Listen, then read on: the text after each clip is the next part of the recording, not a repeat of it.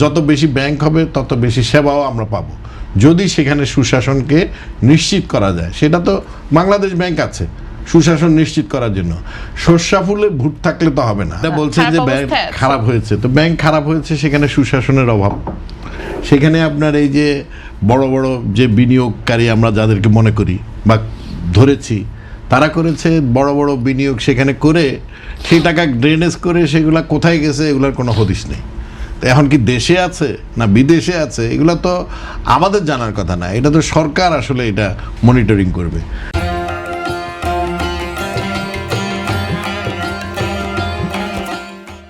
আর যাদের অবস্থা খারাপ হয়েছে বাংলাদেশের, দেখেন আমি কিন্তু আশাবাদী একজন মানুষ। কেন? আমি মনে করি পৃথিবীর অন্যান্য অনেক দেশে কি বলে প্রাকৃতিক সম্পদ আছে, অনেক উন্নত দেশ আছে, অনেক তাদের রাজকোষের মধ্যে তাদের অনেক জমাকৃত অর্থ আছে, সম্পদ আছে। বাট আমাদের যে সম্পদ আছে এটা কারণেই, সেটা হলো আমাদের 20 কোটি মানুষ আছে। এই 20 কোটি মানুষই আমাদের সম্পদ।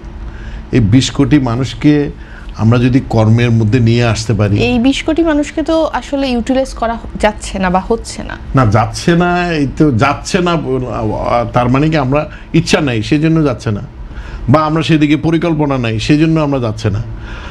শুনেন, বাংলাদেশ যখন 71-এ স্বাধীন হয়েছে তখন কত 600 কত কোটি টাকার না আপনার একটা রিজার্ভ, মানে একটা বাজেটের তো সেই জায়গায় আমরা এখন কত 7 লক্ষ কোটি 9 লক্ষ কোটি এইসব বাজেট আসতেছে।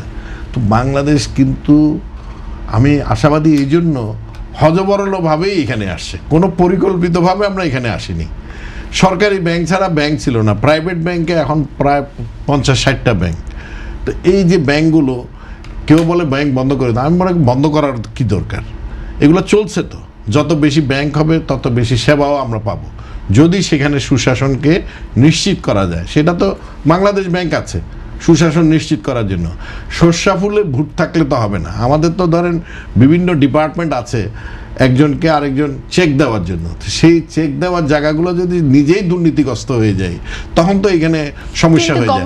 আর এখানে টাকা যে বললেন, একটা উদ্যোক্তা, একটা ব্যাংকের উদ্যোক্তা কত, উদ্যোক্তাদের টাকা কত, যখন এখন লেটেস্ট যারা দিচ্ছে তারাও মনে হয় 400 কোটি টাকা না কত টাকা পেইড, 400 বা 500 কোটি টাকার পেইড আপ। হয় একটা ব্যাংকে হাজার হাজার কোটি টাকার আপনার সেখানে তাদের ফান্ড, সেই ফান্ড তারা লগ্নি করতেছে, সেই ফান্ডে এটা কি সম্পূর্ণ আস্থা। আমরা যে এই বড়দের নামে ফান্ডটাকে দিয়ে তারপরে যে তারা নিয়ে যাচ্ছে, এই যে নিয়ে যাওয়ার ফলে যেই একটা অনাস্থা সৃষ্টি হয়েছে ব্যাংক এবং উদ্যোক্তা। এখন যেই যায় ব্যাংকারের কাছে, একজন যখন উদ্যোক্তা জেনুইন উদ্যোক্তা যায় তখনও তাকে কিন্তু সাসপিশাস মনে করে, তাকে কিন্তু আর মানে জেরা করতে করতে বা তাকে স্ক্রিনিং করতে করতে তার ওই উদ্যোক্তার কিন্তু সে আর বাড়িতে ফেরত চলে যায়, সে আর উদ্যোক্তা হওয়ার আর শখ থাকে না বা উদ্যোক্তা হতেও পারে না। তো সুতরাং এই জায়গায় আমরা নেমে গেছি। এখন সহজভাবে একজন উদ্যোক্তাকে আমরা মনে করি এখন এই মুহূর্তে প্রতি বছর প্রায় 20-22 লক্ষ ছেলে পেলে গ্র্যাজুয়েশন করে বের হয়।